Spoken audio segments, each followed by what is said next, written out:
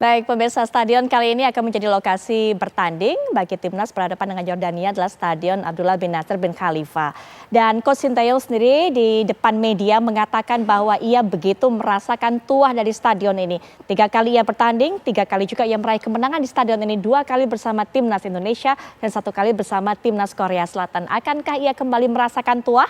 Nanti kita akan bahas lebih lanjut, tapi saya ingin dengar sekali pandangan dari Bang Effendi Ghazali. Kalau tadi sudah bercerita sedikit mengenai supporter Indonesia, kayaknya sama banyaknya nih bakal disaingi dengan supporter Yordania. Bagaimana kemudian informasi terbaru yang bisa disampaikan Bang Ege dari sana, Bang? Ya, nanti persis stadion Abdullah bin Khalifa di Dua Hill itu akan dibuka pada pukul 16.30. Jadi sekarang belum bisa masuk ke sana, tapi dari teman-teman kita Ultras yang ada di situ ya dipimpin oleh Kang Dadan, lalu juga support sepenuhnya oleh Duta Besar kita Pak Ridwan Hasan, itu kedua supporter dari 2 negara sudah banyak di sana dan kami dengar bahwa supporter Jordania kelihatan lebih ngotot, jumlahnya juga lebih banyak, sementara kita para pendukung Indonesia sedang dalam perjalanan menuju ke sana. Dan betul sekali Putri, tadi juga ya Bung Firzi dan Coach Perry luar biasa analisisnya, tapi stadion ini Abdullah bin Nasser bin Khalifa di Dua Hill ini stadion yang bersahabat buat tim Indonesia ya. Kita mengalahkan Vietnam di sini 1-0, kemudian kemarin mengalahkan Australia 1-0. Berbeda dengan stadion Jassim bin Hamad ya, di mana kita kalah dengan Qatar 0-2. Pernah juga tim senior kita kalah dari Australia 0-4 begitu. Dan jangan lupa, betul soal mental ini akan berlangsung sepanjang pertandingan.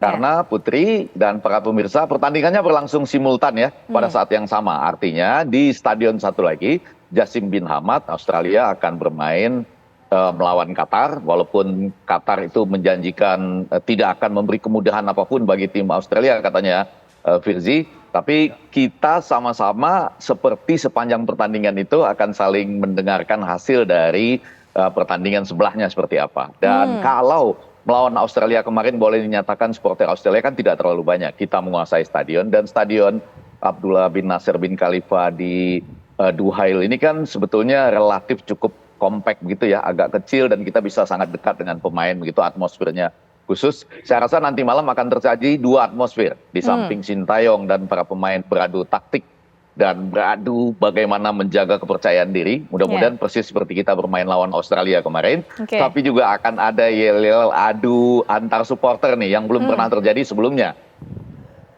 Saya kebayang dari cerita Bang Ege tadi, bagaimana nanti tekanan akan dialami oleh para pemain begitu kan. Apalagi mendengar can-can ataupun juga yel-yel dari kubu seberang, dari para supporter kubu Yordania. Tapi bicara mengenai mental, ini juga erat kaitannya dengan bagaimana performa yang ditunjukkan oleh para pemain nanti. Kalau mental sudah drop, banyak sekali kesalahan-kesalahan yang tidak perlu, tidak penting dilakukan oleh para pemain. Itu yang kita harapkan tidak terjadi, Bang Perry. Itu pasti ya, dari mental kita sudah tahu bagaimana kesalahan-kesalahan dari pemain itu terutama dari passing bola itu kita udah tahu, ini anak mental sudah. Dari sentuhan pertama udah salah berarti mental. Apalagi kita kan banyak tekanan-tekanan dari penonton ya. Itu lebih parah lagi kalau ada tekanan dari penonton. Kalau mental kita tidak siap, lebih bagus kita istirahat. Baik. Daripada kita paksakan, makin lama ini berujung ke tim nantinya. Iya. Kalau tadi Bang Perry juga mengatakan sepertinya juga Yordania akan tampil begitu agresif kali ini. Bagaimana lini per lini kita sudah cukupkah kekuatannya untuk bisa mengantisipasi? Saya rasa yang lebih banyak tahu adalah dari Coach STY sendiri ya. Karena malam ini yang kita harus waspadai adalah permainan dari Yordania dengan agresivitasnya. Ya. Ini harus kita waspadai dari pemain-pemain lini belakang. Saya harap malam ini pemain-pemain dari anak-anak U23 jangan ada lagi kesalahan-kesalahan sendiri gitu ya. Kebanyakan gol-gol dari kita ini ke gawang Indonesia itu adalah banyak kesalahan dari pemain-pemain kita sendiri. Terutama ini adalah kesalahan dari dasar sekali ya, dasar passing kan yang salah. Terus tidak menjaga terlalu ketat lawan.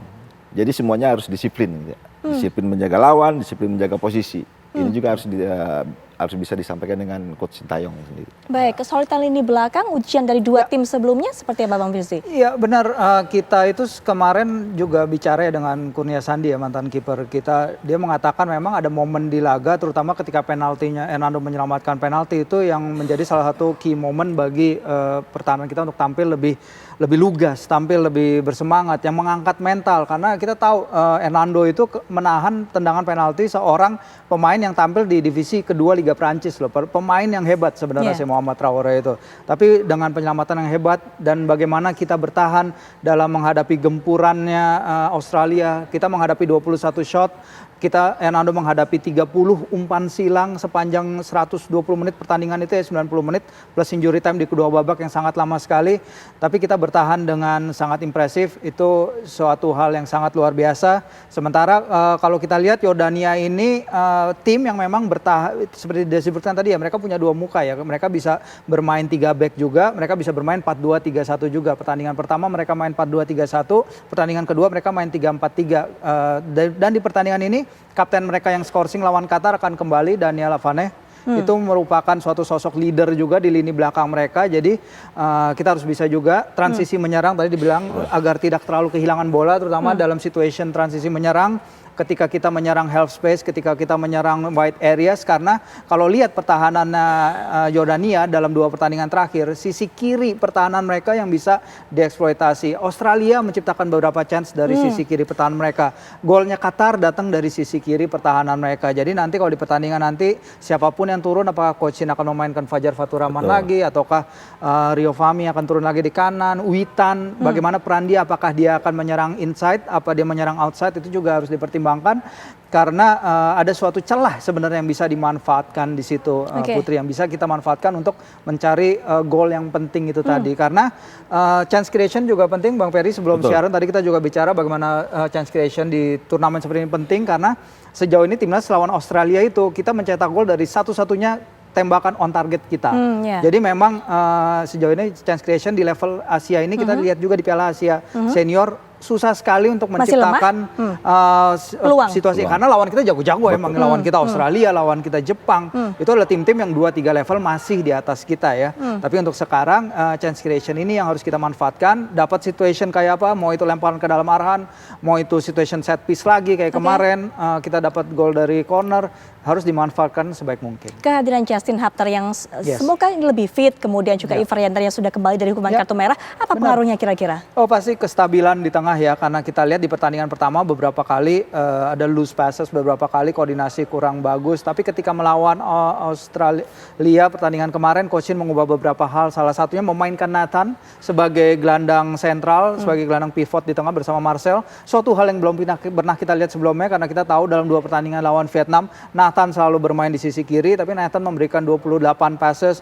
menang dalam 6 dari 9 duel dia sebenarnya memainkan peran bagus di situ. Apalagi kalau misalnya nanti ditambah dengan Hubner balik dan juga Ivar yang bisa kembali bermain, menurut saya lini tengah akan lebih kuat lagi, karena kita lihat kelas di Marcelino. Kalau saya lihat Marcelino kelas banget di lini tengah kemarin, gocekan dia, umpan-umpan dia, cara dia ngeliat permainan itu masih di atas level beberapa pemain Australia. Kualitas banget, kelas banget untuk pemain semuda dia. Jadi saya harap juga kita bisa melihat nanti Marcel bisa lebih dilepas, mungkin lebih ke depan sesuai yang dia inginkan, karena dia beberapa kali bilang memang lebih nyaman bermain dia sebagai number 10, tapi dia akan bekerja keras dimanapun sang pelatih menginginkannya. Baik, ujian mental sepertinya pemirsa tidak hanya ada di kubu pemain ataupun juga di tahapan pemain, tapi juga dirasakan tekanan ini bagi sang pelatih yaitu Coach Sintayong, karena hasil dari pertandingan ini mungkin bisa menentukan apakah kontraknya diperpanjang sebagai pelatih timnas, yang akan nanti kita akan lihat kelanjutannya. Nanti Bang Eke juga bisa beri pandangan mengenai hal ini, kita akan bahas setelah jeda. Tetaplah bersama kami di Apa Kabar Indonesia Malam.